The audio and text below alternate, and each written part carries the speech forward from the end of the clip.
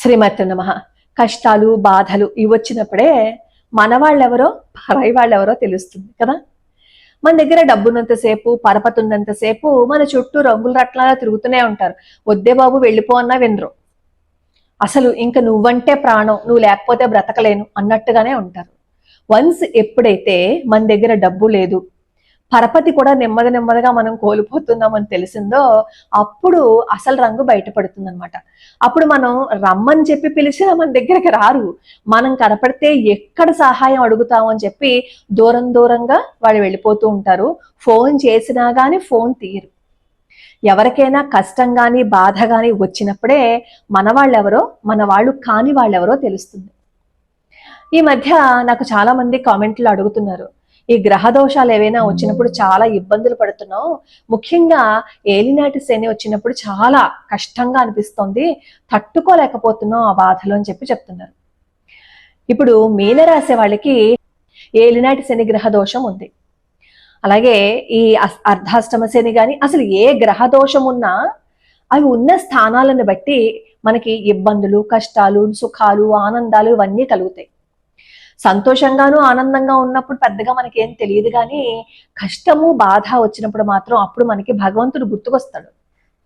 ఒక విధంగా చెప్పాలి అంటే మనకి ఏలినాటి శని వచ్చినప్పుడు జీవితం ఎన్నో పాఠాలను నేర్పిస్తుంది. జీవితంలో పాఠాలు నేర్పించి ఒక మాస్టర్ అని చెప్పచ్చు శనేశ్వరుడు. ప్రతి దాన్ని, ఇదిగో నువ్వు ఇలా చేస్తున్నావు కదా, నీకు ఇలా వచ్చింది ప్రతిది అసలు మొత్తం అన్ని సంవత్సరాల్లోనూ పిండి పీల్చి పిప్పు చేసేస్తారు కదా, అలా ఉంటుంది మన జీవితం.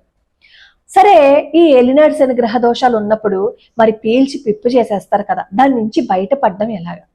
ఎవరికైనా ఏలినాటి శని వస్తోంది అంటే భయపడిపోతారు. అందరి జాతకంలోనూ ఒకే విధంగా ఉండవు. కొంతమందికి ఈ శని మహర్దశ వచ్చినప్పుడు మొదటి భాగంలో కొంతమందికి కష్టాలు ఉంటాయి, కొంతమందికి చివరి కష్టాలు ఉంటాయి. ఇలా జాతకాన్ని బట్టి, ఈ గ్రహాలు ఉన్న స్థానాలను బట్టి, ఈ లగ్నాధిపతులను బట్టి, వీటన్నింటి బట్టి మనం ఒక జాతకాన్ని క్యాలిక్యులేట్ చేస్తాం. అంతే తప్ప మీనరాశి వాళ్ళకి ఏలినాటి శని దోషం ఉంది కాబట్టి వాళ్ళందరికీ జీవితం ఇలానే ఉంటుంది అని అనుకోవటం మాత్రం చాలా తప్పు అనమాట. ఎన్ని కోట్ల మంది ఉన్నారు చెప్పండి? అన్ని కోట్ల మందికి ఎన్ని రాసులు ఉన్నాయి? 12 రాసులు ఉన్నాయి. అంటే ఒక్కొక్క రాశికి దాదాపుగా ఎన్ని కోట్ల మంది ఎఫెక్ట్ అవ్వాలి? 12 కోట్ల మంది ఎఫెక్ట్ అవ్వాలి. అంటే మన లెక్క ప్రకారం 12 కోట్ల మందికి ఒకే రకమైన బాధలు, సంతోషాలు, సుఖాలు ఇవన్నీ ఉండాలి కదా. అంటే 12 రకాల బాధలు, కష్టాలు, సుఖాలు, ఆనందాలు మాత్రమే ఉండాలి. ఇవి తప్ప ఇంకోటి ఉండకూడదు. మరి ఈ 12 కనిపిస్తున్నాయా? ఎవరిని కదిలించినా ఒక్కొక్క రకమైన బాధ, ఒక్కొక్క రకమైన కష్టం మనకి చెప్తూ ఉంటారు. అంటే ఏంటంటే ఇప్పుడు ఒకే సమయంలో పుట్టిన కవలలిద్దరి జాతకం కూడా ఒకలా ఉండదు, వేరువేరుగానే ఉంటుంది. కాబట్టి అయ్యో మీనరాశి వాళ్ళకి ఏలినాటి శని గ్రహ దోషం ఉందిట అని చెప్పి భయపడవలసిన అవసరం లేదు. ముందు మనకి ఏదైనా దోషం ఉంది అని తెలిసినప్పుడు మనం ఫస్ట్ ఏం చేయాలంటే మనల్ని మనం స్థిమితపరుచుకోవాలి. సరే, ఇప్పుడు దోషం ఉంది, మనం ఏం చేయాలి నెక్స్ట్ అని ఆలోచించాలన్నమాట. ఈ ఎవరికైతే ఈ శనేశ్వరుడి గ్రహ దోషాలు ఉన్నాయని అనుకుంటారో వాళ్ళు ముందు ఏం చేస్తారు అంటే ఒక మేడి చెట్టుని ఇంటికి తెచ్చుకోండి. లేదు అంటే మీకు ఇంటికి దగ్గరలో ఎక్కడైనా సరే దేవాలయాల్లో మేడి చెట్టు ఉందనుకోండి, ఆ మేడి చెట్టు కింద దీపారాధన చేసి మొదల్లో శనేశ్వరుడికి సంబంధించిన ఏ స్తోత్రమైనా సరే, అది మీ ఇష్టం, అక్కడ పారాయణ చేయటం మొదలు పెట్టండి. మనకి తెలియకుండానే మన బాధలు ఒక్కొక్కటి పోతాయి. ముఖ్యంగా శనేశ్వరుడు నారసింహస్వామి వారిని స్తుతిస్తూ ఒక స్తోత్రం చేస్తారు. అది గాని దశరథ కృత శనేశ్వరుడి స్తోత్రం గాని మీరు ప్రతి నిత్యము చేశారు అంటే అసలు మనకు ఆ గ్రహదోషం ఉందా లేదా అన్నట్లుగా ఉంటాయి. కష్టాలు బాధలు వస్తాయి, కానీ దాన్ని తట్టుకునే శక్తి కూడా మనకి వస్తుందన్నమాట. ఈ మేడి చెట్టు ఇంటికి తెచ్చిపెట్టుకుని మనం తులసి మొక్కకి, బిల్వదళానికి రోజు ఎలా అయితే ప్రదక్షిణలు చేసి కాస్త నీళ్లు పోసి దీపారాధన చేస్తామో దాని పక్కన ఈ మేడి మొక్కను కూడా తెచ్చిపెట్టుకుని ప్రతిరోజు మీరు తులసి మొక్క దగ్గర దీపారాధన ఎలా అయితే చేస్తారో ఈ మూడింటి దగ్గర ఒక దీపారాధనని వెలిగించి కాస్త నీళ్లు పోసి చుట్టూ ప్రదక్షిణ చేయటం మొదలుపెట్టి ఆ మేడి చెట్టు ఎదురుగుండా మీరు ఈ శనేశ్వరుడికి సంబంధించిన స్తోత్రాలు చదివితే ఆ గ్రహ దోషాల నుంచి మనం బయటపడచ్చు.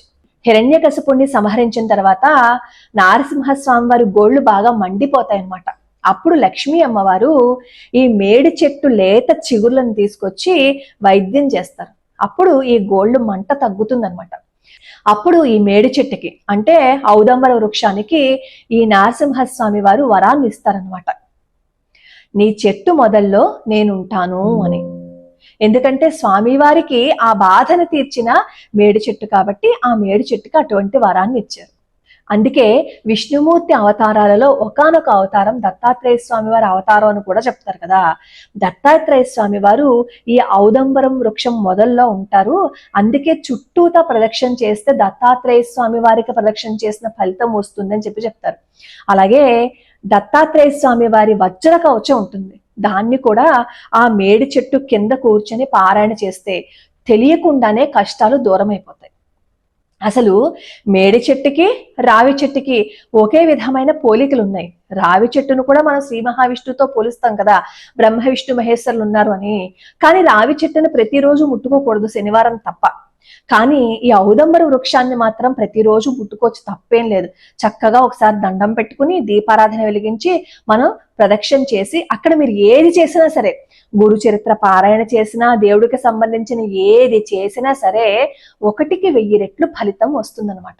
అలానే సంతానం లేని వాళ్ళు ఎవరైనా సరే, సంతానం కోసం ప్రయత్నిస్తున్న వాళ్ళు ఎవరైనా సరే మేడి చెట్టుకి ప్రదక్షిణలు చేస్తే సంతానం కలుగుతుందని చెప్తారు. ఆ మొదట్లో దీపారాధన వెలిగించి ఆ మేడి చెట్టుకి ప్రదక్షిణలు చేయమంటారు. ఆ దీపారాధన వెలిగించేటప్పుడు మాత్రం చాలా జాగ్రత్తగా వెలిగించాలి. ఎందుకంటే మనం తెగ నూనె పోసేసి ఆ దీపారాధన వెలిగించేసామని అనుకోండి, గాలి బాగా వీస్తూ ఉంటే ప్రమాదాలు జరుగుతాయి. ఆ దీపారాధన మనం వెలిగించిన దీపారాధన కొండెక్కే వరకు కాస్త ప్రదక్షిణలు చేసేసి వచ్చామనుకోండి, అప్పుడు ఎటువంటి ప్రమాదము జరగదు. హాయిగా మనం కూడా స్థిమితంగా ఇంటికి వచ్చేయచ్చు. సంతానం కోసం ఎవరైతే ప్రయత్నిస్తున్నారో, ఎంత వైద్యం చేయించుకున్నా సంతానం కలగట్లేదు అని బాధపడే వాళ్ళు ఎవరైతే ఉన్నారో వాళ్ళు మేడి చెట్టుకి కానీ రావి చెట్టుకి కానీ ప్రదక్షిణలు చేయమని చెప్పి మన పెద్దవాళ్ళు చెప్తారు. దీంతో పాటుగా శ్రీమాత్రే నమః అనే నామాన్ని ప్రతి క్షణం అలా జపం చేసుకుంటూ ఉంటేట సంతానం కలగడానికి ఏవైనా అవరోధాలు ఉంటే ఆ అవరోధాలన్నీ పోతాయి అని చెప్పి మన పెద్దవాళ్ళు చెప్తారు. ఒకసారి ఇంక ఏ ప్రయత్నము లేదు, నేను ఇంకేం చెయ్యలేను అని అనుకునే వాళ్ళు ఈ ప్రయత్నాన్ని చేసి చూడండి. ముఖ్యంగా శనిగ్రహ దోషాలతో బాధపడిపోతున్నమ్మా వల్ల కాదు అని అనుకునే వాళ్ళు కూడా ఈ మేడి చెట్టు దగ్గర ఆ గ్రహ దోషాలకి సంబంధించిన స్తోత్రం చదువుతూ ప్రతి నిత్యం దీపారాధన చేయండి. లోకా సమస్తా సుఖినో భవంతు, సర్వే జనా సుఖినో భవంతు.